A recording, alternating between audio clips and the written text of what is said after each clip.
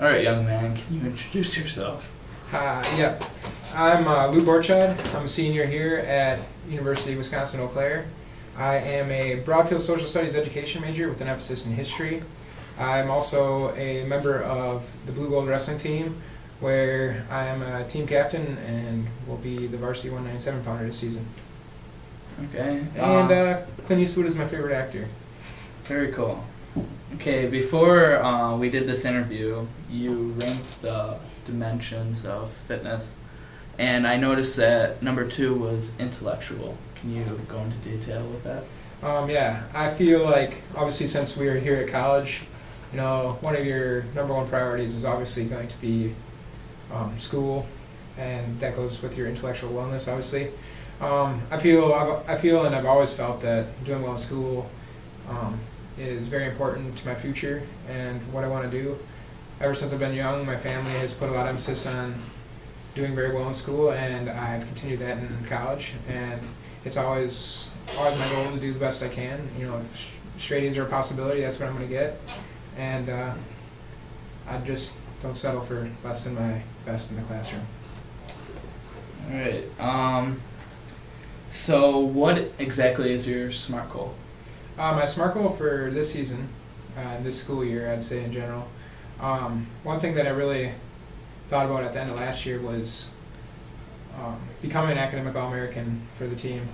I like this goal partly because it has to deal with sports and everything, and the ultimate goal is actually become a national champion, be the best in the nation. That should be everybody's goal who's in a sport, is to be the best. You never want to settle for anything less.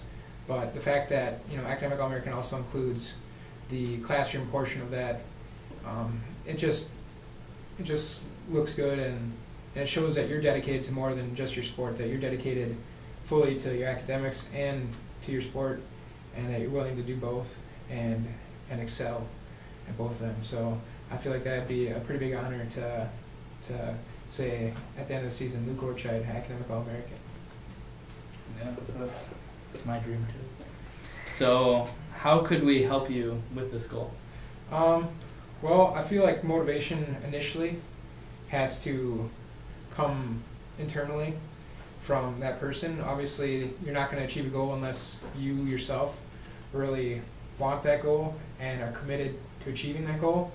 But sometimes, as we all well know, there's times when you get down on yourself, or things don't always go well. You might have a bad week, maybe even a bad month, or just a rough stretch. And during those times, that's when people around you and your support system are required to help you, maybe get you back on track for that goal. So the one thing that I could say to people outside, like me or around me, the only thing that you can really do is maybe just positive reinforcement, or just make sure that I'm staying on track, and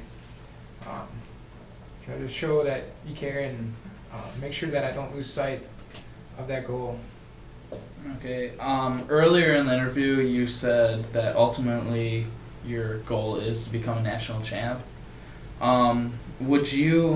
Is this the first you've heard of becoming an academic All-American, or have you tried to achieve this goal your sophomore, junior year? Well, I've heard it before, and I guess maybe my first couple seasons I was kind of caught up in World War and everything, and trying to be competitive, and last year a couple guys on the team achieved that honor, and I was like, that's something really cool, and I mean that's something you can get for the rest of your life, or place on resumes, or it's kind of a something to hang your hat on, chin held high type of thing, and I just feel like it'd be something great.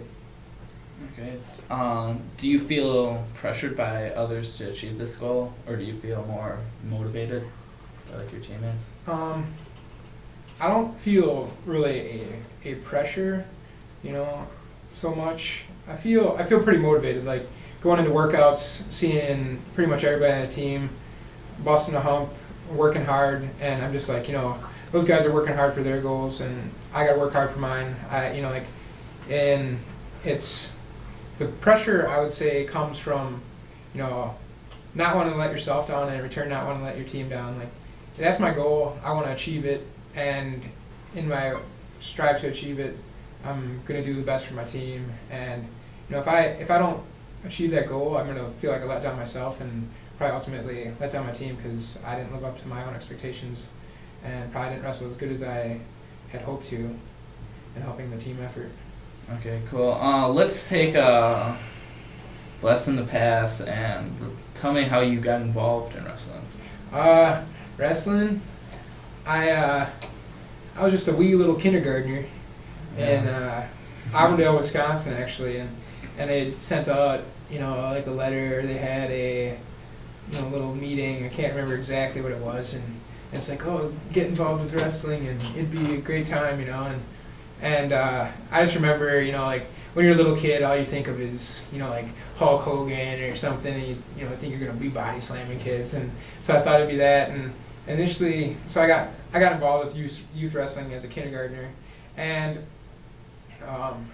we were pretty good, and little I didn't take it overly serious. Went to a couple tournaments, just kind of had fun with it. My parents never pushed me overly hard; they just kind of let me do what I want, and then I moved to Wausau, and it's a pretty big wrestling town. They got a real good youth program, and the youth program there saw a lot of success. We'd win a lot of tournaments and everything, and I still didn't quite catch the bug. I was still involved, still liked wrestling a lot, but I also was on a swim team back then, and I probably was a little better swimmer than I was a wrestler at that time. But it came down to crunch time. It was getting towards the end of middle school, and our high school didn't have a swim team, and it was I could either swim for the Y, which there's nothing wrong with that, but I also could wrestle for our high school team, and our high school team was good, and we had a real strong team, and I had a lot of good friends on the team. And so I chose to wrestle, and that's pretty much when I caught the bug. Our team had a lot of success, and it was a great time being a part of that success, and just made you want to work hard. My grade specifically had a lot of great athletes, a lot of great wrestlers. 4 guys went Division I to wrestle, and it's just like seeing guys work hard, achieve that kind of success, seeing the fulfillment they had throughout my high school career is probably what really hooked me. So. Okay, yeah, that's very interesting. So, is there any coaches that you just looked up to that just made you go that extra mile or? Yeah, it all started with probably my youth coach when I moved to Wausau. Dave Monk is his name. He's just a great guy. He never forced wrestling upon anybody. It was always, we're having fun today, guys. This is supposed to be a good time, and he always made wrestling fun. Like when a sport becomes not fun, you just shouldn't do it anymore. The whole purpose of sport is for fun, and I think he kind of made wrestling fun at an initial point, and then once I got to high school, we had a great coaching staff, and I feel like pretty much everybody on that staff did a great job of nurturing me as an athlete and as a person. I feel like they did a great job of making me who I am and some of the values that I still hold today. One coach specifically would probably be our head coach. Dan Hine was his name. He's just a great guy, and he did a lot more than preach about wrestling and technique and everything. He always made sure it came back to the individual. What kind of person do you want to be? It's like, you can be the greatest wrestler in the world, but if you don't do good in school, if you're not a good, son or brother, what do you really have? It's like wrestling only lasts for so long. And he's like, it's about being a good human being. And that really resonated with me, and he always just wanted the best for all of his wrestlers. So, it didn't matter if it was on the mat, off the mat, he just wanted success for basically everybody he coached. Alright, I'd like to go back to your SMART goal. Yep. About any barriers that you try to overcome. Well, basically every time I step on the mat, I'm going to be facing a barrier. There's probably every other wrestler in the nation probably has some type of similar goal. Every wrestler in the nation probably at the beginning of the year, their goal is probably to be the best. And if that's not to be the best, then I don't know why they're doing it. But yeah, so every time I'm going to step out there, 30, 40 times this season, there's going to be a massive barrier in the 197-pound full-grown man that I'm going to have to go against. Also, another barrier probably would be balancing you know, school and wrestling. You know, both those are difficult. I'm gonna have to make sure that, you know, I put a lot of attention into both of them, and you know, I'm probably gonna have to make quite a few sacrifices. Maybe on the weekend somebody wants to go watch a movie, I got a paper due on Monday. You know, I'm not gonna be able to do that.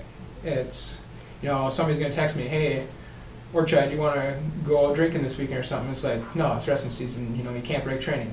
You know, it might be tempting. Sure, you might have a hell of a good time, but you know what? You know, it's going to be worth it at the end of the season when you can fulfill your goal and you know you didn't break training. So, I mean, there's all kinds of peer pressures. There's all kinds of obstacles that are always going to be in your way. Hopefully, you don't get any unforeseen obstacles like injuries or you know any type of tragedies that may occur, but. That's pretty much mostly what I can think of. All right. Well, that brings a conclusion to the interview. Would you want to tell anything to the audience, like anything, like inspirational quotes or? I don't know. There's always just a couple simple things that were on our wrestling wall in high school, and the main thing is like the very first one that I always looked at when I came in was like, you can do it. And the fact is, if you just tell yourself you can do it, or that's all you need to know. It's like you just continually give yourself some positive reinforcement and you can really achieve anything that you want to. So it starts with some confidence.